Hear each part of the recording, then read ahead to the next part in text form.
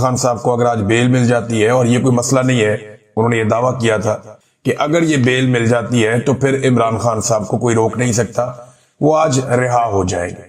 लेकिन हुआ क्या, जिसका खदशा था, जो मैंने आपसे कहा था कि जब तक इस्लामाबाद हाई कोर्ट में चीफ जस्टिस सरफराज डोगर साहब हैं, एस्टेब्लिशमेंट को या इमरान खान के दुश्मनों को कुछ भी फिक्रमंद होने की जरूरत नहीं है, क्योंकि डोगर साहब किसी भी लेवल तक जाएंगे एस्टेब्लिशमेंट को सर्व करने के लिए, ऐसा दिखाई देता है। हुआ ये कि जब इमरान खान साहब के केस की समाअत हुई, सबसे पहले तो ये है कि बाहर कर्फ्यू लगा दिया गया। इस्लामाबाद हाई कोर्ट में ऐसा लगता है कि मार्शल लॉ लग गया, और बाहर इजाफी नफरी पुलिस की तैनात, खारदार तारे और बड़ा बंदोबस्त किया गया।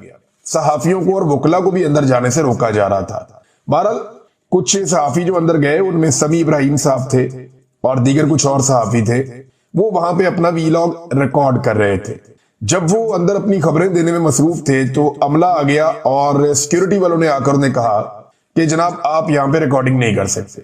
अब ये अदालत के बाहर वाला एरिया है, अहाते के तो अंदर है, सिक्योरिटी से अंदर है, लेकिन ये अदालत का वो एरिया है जहां पे नॉर्मली रिपोर्टर्स खड़े होकर अक्सर बातचीत करते हैं, और ये एक रूटीन है। वहां पे उन्हें कह दिया गया जी आप यहाँ पे काम नहीं कर सकते। उन्होंने कहा क्यों नहीं कर सकते जी, एसपी साहब का हुक्म है। उन्होंने कहा जी एसपी साहब तो नहीं, यहाँ पे तो अदालत है, तो यहाँ तो जज साहब का हुक्म होगा। जज साहब ने कह दिया यहाँ कोई काम नहीं कर सकता। तो एक अजीब मार्शल लॉ लगा दिया गया। इसी हाई कोर्ट से इमरान खान साहब जो साबिक वजीर आजम है, उन्हें इसी अहाता अदालत से जबरी तौर पे अगवा किया जा सकता है। रेंजर्स वाले आके वो ये कर सकते हैं, लेकिन मीडिया यहाँ पे कवरेज नहीं कर सकता। ये मार्शल लॉ है और कुछ नहीं है। हुआ ये, जब समाज शुरू हुई तो पाकिस्तान तहरीक इंसाफ को बड़ी उम्मीदें थी। तो तहरीक इंसाफ को लगता था वो बात आज बन जाएगी, लेकिन पता चला कि जी प्रोसिक्यूटर अब बीमार है। और प्रोसिक्यूटर जो बीमार है ना, उसने कोई मेडिकल रिपोर्ट भेजी ना कोई और चीज भेजी, बस अचानक बता दी जी प्रोसिक्यूटर बीमार है और वो नहीं आ सकता। नॉर्मली ये होता है कि बीमार हो तो जज एक आधे दिन की, 2 दिन की तारीख दे देता है कि ठीक है भाई कल आके पेश हो जाए, नहीं तो अपनी मेडिकल रिपोर्ट लेकर आए, नहीं तो फिर आप उनकी जगह किसी और को बोले वो पेश हो जाए। सरकारी है ना, तो सरकार का काम नहीं रुकता होता है। एक प्रोसिक्यूटर बीमार है, दूसरा आ जाता है। लेकिन पता चला जनाब के प्रोसिक्यूटर बीमार है, और उसके बाद इस बीमारी की बुनियाद पे जज साहब ने कहा जी आज तो समाअत नहीं हो सकती। तो हम आपस में मशवरा करते हैं, मशवरा करके 5 मिनट में आपको बताते हैं अब करना क्या, अगली तारीख कौन सी है। तो वहां जो रिपोर्टर मौजूद थे, बाकी सबको लगा कि 1-2 दिन की तारीख दे देंगे जज साहब, बहुत ही कोई गेम डाल दी तो 3-4 दिन की, 5 दिन की दे देंगे। लेकिन जस्टिस डोगर साहब अंदर गए और चेंबर में जाने के बाद जब तारीख दी तो मशवरा करके उन्होंने बताया 16 अक्टूबर, आज क्या है 25 सितंबर। पहले ही ये केस 8-9 महीने के बाद लगा है। 8-9 माह के बाद लगने वाले केस को एक मरतबा फिर एक लंबी तारीख दे दी गई 3 हफ्तों की। ये है जनाब इस्लामाबाद हाई कोर्ट में इंसाफ की सूरत हाल। अगर कोई रिटायर्ड जर्नैल आ जाए ना तो 24 घंटों में ऑन डिमांड, यानी मनपसंद फैसला इंसाफ की सूरत में यह अदालत मुहैया कर देती है। अदलिया ऐसा लगता है कि दुकान की तरह काम कर रही है, जहां पे मुनाफा देखा जाता है, जहां नफा और नुकसान देखा जाता है कि जनाब जिस चीज में नफा है वो कर दो, जिसमें नुकसान होता है वो ना करो। और एस्टेब्लिशमेंट की गुलामी के साथ जजेस ऐसा लगता है काम कर रहे हैं। बड़ी बदकिस्मती है ये बात करना, लेकिन ये बात हो रही है। तो मैं आपको बता रहा हूं, इमरान खान साहब के ऊपर देखिए ना एक और मामला भी है। ये सिर्फ एक केस नहीं है। जो तोशा खाना में इमरान खान साहब की बरीयत की दरखास्तें हैं वो अब मुकर्रर की गई 7 अक्टूबर तक के लिए, यानी बरीयत की दरखास्तें 7 अक्टूबर तक के लिए मुकर्रर कर दी गई। वो इमरान खान साहब ने और उनकी वाइफ ने पहले किया हुआ था कि ये केस रोके, इसमें तो बरीयत बनती है, लेकिन वो 7 अक्टूबर, यानी अब हमें जो एक टाइमलाइन मिल रही है वो ये बता रही है कि 7 अक्टूबर से पहले पहले इमरान खान और बुशरा बीबी को सजा सुना दी जाएगी तोशाखाना 2 में। उसके बाद 7 अक्टूबर वाला मामला भी इधर उधर हो जाएगा, और अगला केस कौन सा आ जाएगा, वो आ जाएगा अलकादर वाला जो लग जाएगा इस्लामाबाद में हाई कोर्ट में, और फिर उसके अंदर इमरान खान साहब को बेल दे दी जाएगी। लिहाजा इमरान खान साहब को अंदर रखने का पूरा बंदोबस्त पाकिस्तान की मिलिट्री एस्टेब्लिशमेंट ने किया हुआ है। इमरान खान साहब की जो वीडियो लिंक पे समाअत होती है ना, उस हवाले से भी एक डेवलपमेंट है मेरे पास। अब ये देखें आपके हालात कहां पहुंच गए हैं, और ये कह कौन रहा है, ये सलमान अकरम राजा साहब बता रहे हैं कि जनाब हमारे साथ हो क्या रहा है। वीडियो लिंक पे इमरान खान साहब की जो समाअत हो रही थी उसके खिलाफ एक दरखास्त दायर कर दी थी पाकिस्तान तहरीक इंसाफ के इमरान खान साहब के वकला ने। अब वो समाअत होनी थी। अब ये समाअत के लिए वो कहते हैं जी हम वहां पे पहुंचे, और लतीफ खोसा साहब ने और सलमान अकरम राजा साहब ने इन्होंने सीनियर जज से मुलाकात की कि जनाब हमारी समाअत क्यों नहीं हो रही। तो एडिशनल रजिस्ट्रार को बुलाया गया, उसने आकर बताया कि जनाब फाइल गुम हो गई। और जज साहब ने कहा जब तक फाइल नहीं मिलती तब तक समाअत नहीं हो सकती। हमें इस तरह की सूरत हाल का सामना है। यानी आप अंदाजा करें कि कहीं पे प्रोसिक्यूटर पे मार हो जाता है, कहीं पे फाइल गुम हो जाती है, कभी जज पे मार हो जाता है, कभी जज छुट्टी पे चला जाता है। अगर इमरान खान के ट्रायल को तेज चलाना हो और इमरान खान जेल से बाहर हो तो रोजाना की बुनियाद पर अदालतें बुलाती हैं। लेकिन अगर इमरान खान साहब के मामलात को लटकाना हो तो ये सारे काम भी हो जाते हैं। कभी रात को 12-12 बजे तक मिलिट्री एस्टेब्लिशमेंट के इशारों पे केसेस चलाए जाते हैं, जेल के अंदर ट्रायल किए जाते हैं। और कभी जजेस 6-6 महीने 8-8 महीने केस सुनने के लिए मुकर्रर नहीं करते। ये इमरान खान साहब को अंदर रखने के लिए एक साजिश के तौर पे पूरा निजाम काम कर रहा है और हम ये होते हुए देख रहे हैं। ये तारीख का हिस्सा बन रहा है और अदलिया की तारीख मसख हो रही है।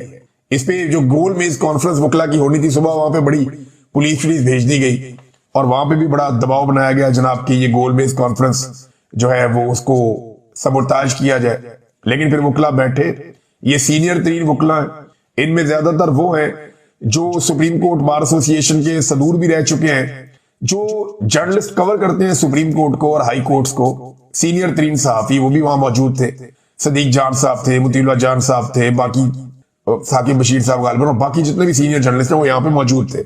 इन सहाफियों ने भी वहां पे बातचीत की। इस गोल में इस कॉन्फ्रेंस से सहाफियों ने भी खिताब किया क्योंकि वो अदलिया को कवर करते चले आ रहे हैं और वो इसका एक हिस्सा है, तो उन्होंने भी अपनी बातचीत की। इसमें 2-3 चीजें ना सिद्दीक जान ने बड़ी जबरदस्त की और ये बातें बिल्कुल दुरुस्त है, अल्लाह ताला उनकी हिफाजत करे।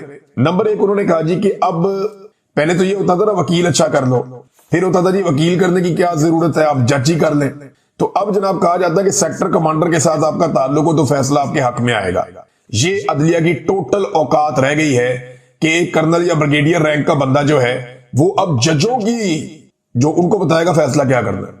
ये हालात पैदा हो गए। नंबर 2 उन्होंने कहा जी कि जो वकला मायूस है ना और जो अदलिया की हालत हो रही है उसके लिए ये बड़ी जरूरत की सिद्दीक जान ने। उसने सीनियर वकला के सामने बैठकर कहा कि उसके लिए आप सारे जिम्मेदार हैं, आप लोगों ने वक्त पे आवाज नहीं उठाई।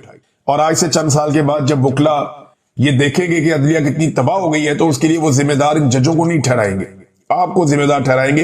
ये जिम्मेदारी आपके कांधों पर। और ये गोल मेज कॉन्फ्रेंस यहां करने की बजाय आपको सुप्रीम कोर्ट ऑफ पाकिस्तान के दरवाजे पे होना चाहिए था, वहां पे ये बात करनी चाहिए थी। बड़ी इंपॉर्टेंट चीजें सिद्दीक जान साहब ने कही।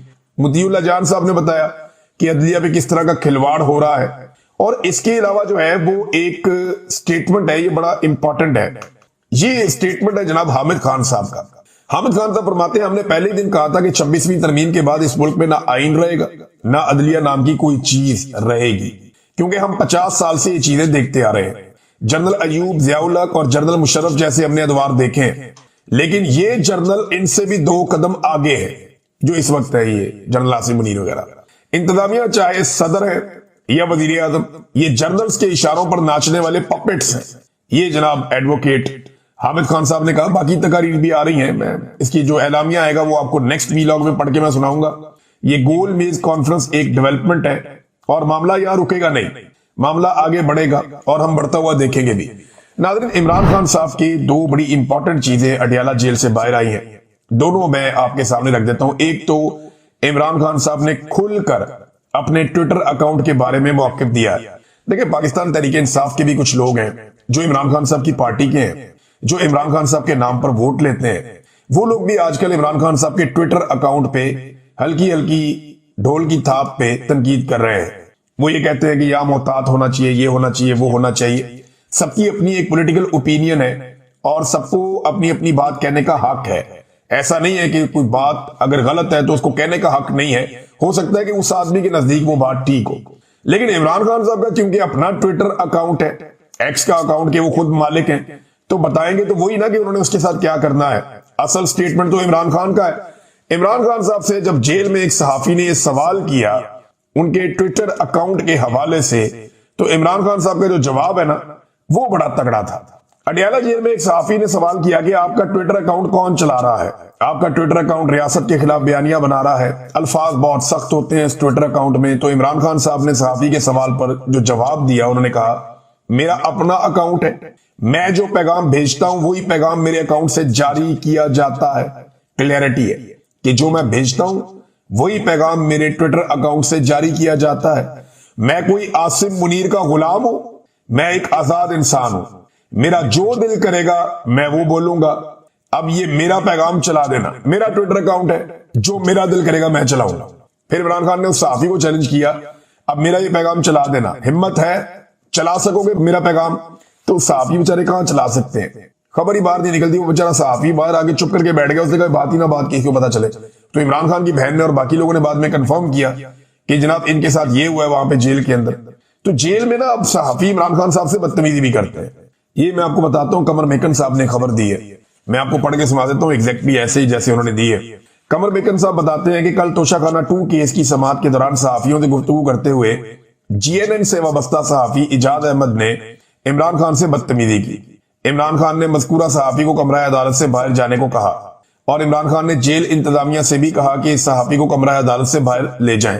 इमरान खान के तवज्जो और जवाब ना देने पर सहाफी इजाज अहमद तू मैं पर उतर आए और इमरान खान से बदतमीजी करना शुरू कर दी, जिस पर इमरान खान ने सहाफी को कहा, मुझे मालूम है कि तुम 3-4 सहाफी कर्नल की इजाजत से अंदर आते हो, कर्नल के सामने नंबर बनाने के लिए बदतमीजियां करते हो, ये सहाफत नहीं घटियापन है। अंदाजा करें, एक साबिक वजीर आजम है, जेल के अंदर उसको बंद किया हुआ है, अवाम के सामने उसको आने नहीं देते, उसकी आवाज तक लोग नहीं सुन पाए। और एक ऐसे आदमी को जिसको पूरे निजाम ने जकड़ कर मजबूर किया हुआ है, उस आदमी के साथ जाकर अंदर सहाफियों से बदतमीजियां करवाई जाती हैं। यानी इनकी क्या हैसियत है जो लोग इतने बड़े आदमी के साथ बदतमीजी कर रहे हैं। लेकिन देखें नाज़रीन, ये भी सूरत हाल इस मुल्क ने देखनी थी कि अगर एंटी एस्टेब्लिशमेंट इमरान खान साहब हैं तो फिर टके टके के लोगों से उनके खिलाफ बातें करवाई जाती हैं, उनके साथ बदतमीजी करवाई जाती है। आगे कमर मेकन साहब लिखते हैं कि जी इससे कबल ओन शराजी और तैयब बलोच भी इमरान खान साहब की बहनों के साथ ऐसे ही बदतमीजी कर चुके हैं। जनाब ये इमरान खान साहब के साथ जेल में क्या किया जाता है, इसका आप अंदाजा लगा लें कितना गुस्सा है एस्टेब्लिशमेंट को कि वो बंदे तैयार कर करके भेजते हैं कि जाके अंदर ये बात करनी है। कमर मेकन साहब की बात से तो बिल्कुल इसी किस्म का अंदाजा हो रहा है। लेकिन नाज़रीन, पाकिस्तान तहरीक इंसाफ टूट नहीं रही, कमजोर नहीं पड़ रही। अब आप फलक जावेद को देख लें। फलक जावेद साहिबा ने कोशिश की बड़ा लंबा अरसा कि वो गिरफ्तार ना हो। पाकिस्तान तहरीक इंसाफ की अच्छी तगड़ी वर्कर है, उन्हें गिरफ्तार कर लिया गया। जब वो गिरफ्तार हुई इस्लामाबाद से तो लाहौर में उनकी गिरफ्तारी शो की गई। एक तो ये 2 नंबरी, उन्हें अदालत पेश किया गया तो बहुत सारे लोग कह रहे थे कि क्योंकि फलक जावेद पे निजाम को बहुत गुस्सा है तो ये हो जाएगा तो वो हो जाएगा। फलक जावेद की एक तस्वीर भी लीक की गई जिसमें थोड़ी वो वरिड नजर आ रही है, लेकिन उसके बाद जब अदालत के अंदर फलक जावेद आई तो फिर उनके चेहरे पे वही मुस्कुराहट थी जो उनकी बहन के चेहरे पे हुआ करती थी। यानी जिस तरह आलिया हमजा ने, तैयबा राजा ने, सनम जावेद ने, आयशा भुट्टा ने, बहुत सारी दीगर खवातीन, खदीजा शाह, इन सब लोगों ने बड़ी मजबूती से जेल का सामना किया। मर्द सामना नहीं कर सकते जेलों का जो इन खवातीन ने किया दलेरी और बहादुरी के साथ। तो वही बहादुरी और वही हिम्मत जो है वो फलक जावेद के चेहरे पे भी नजर आई। अब ये जो खातून पकड़ी गई है ना, ये फलक जावेद, ये भी एस्टेब्लिशमेंट को महंगी पड़ जाएगी। ये कर क्या रही है एस्टेब्लिशमेंट? ये बेवकूफ लोग हैं। मैंने कहा था कि आपको पहली दफा टक्कर के लोग मिले। आप आज तक मिडिल क्लास से लड़ाई नहीं, आपने हमेशा लड़ाई की है मौलवियों से, आपने हमेशा लड़ाई की है उन तबकात से जो पढ़े लिखे नहीं है, जो बेचारे पहाड़ों पे रहते हैं, जिनके पास वसाइल नहीं है, आप उनसे लड़ते रहे। या आपने एक अलीट क्लास से लड़ाई की है जो सोने का चम्मच लेकर पैदा होते हैं और छोटी सी मुसीबत में घबरा जाते हैं। पहली दफा आपकी लड़ाई पाकिस्तान के मिडिल क्लास से हुई। ये आपको टक्कर देंगे, ये मैंने कहा था, और मिडिल क्लास टक्कर दे रही है। आज एस्टेब्लिशमेंट को सांस फूली हुई है उसकी, उसे समझ नहीं आ रही कि इसको पकड़ूं क्या करूं। अब ये फलक जावेद भी नचाएगी एस्टेब्लिशमेंट को, जो मुझे दिखाई दे रहा है। मैंने उसकी आंखों में, उसके चेहरे में देखा, मुझे जो समझ आई है ना कि ये अपनी बहन से कम नहीं है। ये भी इनके लिए एक परेशानी का बायस बन जाएगी। बहरहाल इनके अपने फैसले हैं, ये करते रहे फैसले और एक्सपोज भी होते रहे। इमरान खान साहब ने एक और बात की जेल से, ये उन सारे लोगों के मुंह पर चपेट है जो लोग प्रोपेगेंडास कर रहे थे। कभी कोई कादियानी कार्ड निकाल कर ले आता है, कभी कोई मजहब कार्ड निकाल कर ले आता है, कभी कुछ कुछ लोगों ने गुमराह करने का काम किया। तो ये इमरान खान साहब का स्टेटमेंट आया जेल से कि मुझे मिशन नूर का पता होता तो मैं भी आजान देता, ये इमरान खान साहब ने कहा। तो इसमें 2 चीजें क्लियर हो गई कि एक तो इमरान खान साहब खुद इसका हिस्सा बन जाते, अगर उन्हें मिशन नूर का पता होता तो वो आजान जरूर देते। दूसरी बात ये कंफर्म होगी कि इमरान खान साहब को इस माहौल में रखा हुआ है कि इतनी इंपॉर्टेंट कैंपेन पाकिस्तान तहरीक इंसाफ चलाती रही 1 महीने तक, और इमरान खान साहब को जेल में पता ही नहीं चला कि ऐसी कोई तहरीक या ऐसी कोई चीज चल भी रही है। नाज़रीन, शाहिद अफरीदी साहब के हवाले से एक तबसरा आया गुल जफर खान साहब का, मैं आपको पढ़ के इसलिए सुनाना चाहूंगा कि शाहिद अफरीदी कौम को बार बार बेवकूफ बनाते हैं और वो इमरान खान बनना चाहते हैं कि जनाब जो रिस्पेक्ट इमरान खान को मिली है वो मुझे भी मिले। देखिए, इमरान खान ने अगर फलाई काम किए तो मैं भी कर रहा हूं, इमरान खान अगर इस तरह था तो मैं भी इस तरह हूं। तो इनको बहुत शौक है इमरान खान बनने का, इमरान खान जैसा फैन क्लब हासिल करने का या इमरान खान की तरह बड़ा लीडर बनने का। अब जरा ये चेक करें, लेकिन तारीख की गलत तरफ खड़े ना शाहिद अफरीदी। गुल जफर खान साहब क्या कहते हैं? वो कहते हैं शाहिद अफरीदी से वादिया तीरा में बमबारी से शहीद बच्चों की मजम्मत के बारे में सवाल किया गया। ये प्रेस कॉन्फ्रेंस में सवाल हुआ था, जवाब में बिल्कुल मजम्मत नहीं की गई। याद रहे, शाहिद अफरीदी का ताल्लुक उसी जिले से है जिसमें बमबारी से 32 अफराद शहीद हो चुके हैं। मुश्किल में मजलूम के साथ खड़ा होना गैरतमंद की निशानी है। ये गुल जफर खान साहब पाकिस्तान तहरीक इंसाफ के लीडर हैं, उन्होंने ये बात की है। अब देखें मामला क्या है। शाहिद अफरीदी साहब, अगर ये मामला कोई छोटा मोटा भी होता ना, कि सूबाई हुकूमत की गलती होती या किसी और की होती, तो फौरन साथ खड़े हो जाते पूरी ताकत के साथ। लेकिन जहां एस्टेब्लिशमेंट आ जाएगी वहां पे इनके पर जलना शुरू हो जाते हैं।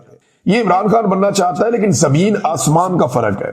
यानी इमरान खान ने पहले दिन से गलत को गलत कहने की जुर्रत दिखाई है कि ये गलत है, तो इमरान खान ने कहा कि गलत है।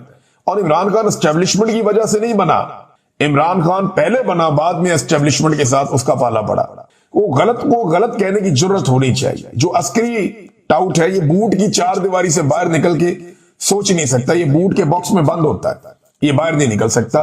तो ये उसी तरह की सूरत हाल का बहुत सारे लोगों को सामना करना पड़ता है, और मुझे लगता है कि शायद शाहिद अफरीदी भी उनमें से एक है। नाज़रीन, अवामी एक्शन कमेटी और हुकूमत के बीच में कुछ मुज़ाकरात हुए हैं। अवामी एक्शन कमेटी आजाद कश्मीर वाली, हमने याद रखना है क्योंकि उनके दिन करीब आ रहे हैं। 29 तारीख को, 27 को पाकिस्तान तहरीक इंसाफ का जलसा है हफ्ते वाले दिन, और 29 तारीख को पीर वाले दिन से अवामी एक्शन कमेटी एक बड़ी एहतजाजी मुहिम का आगाज करने जा रही है आजाद कश्मीर में। और हुकूमत के लिए ये एक बहुत बड़ी मुसीबत बनी हुई है, एस्टेब्लिशमेंट के लिए भी। पहले एस्टेब्लिशमेंट ने अपने सारे हथियार आजमाए, अपने सारे चले हुए कारतूस इकट्ठे किए और उन्हें कहा जलसा कराओ। स्टेज के ऊपर बंदे ज्यादा थे, जलसागाह में कम थे। 90% कुर्सियां खाली पड़ी हुई थी। 5 वजीर आजम उन्होंने इकट्ठे किए, एस्टेब्लिशमेंट ने अपने नवाजे हुए।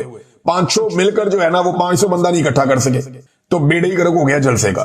तो एस्टेब्लिशमेंट नाकाम हो गई। उसके बाद रैली निकालने की कोशिश की आसिम मुनीर साहब के फोटोज के साथ, तो वो किसी ने ड्रोन से फुटेज बनाई, वो 50-60 बंदे थे, वो भी एक्सपोज हो गए।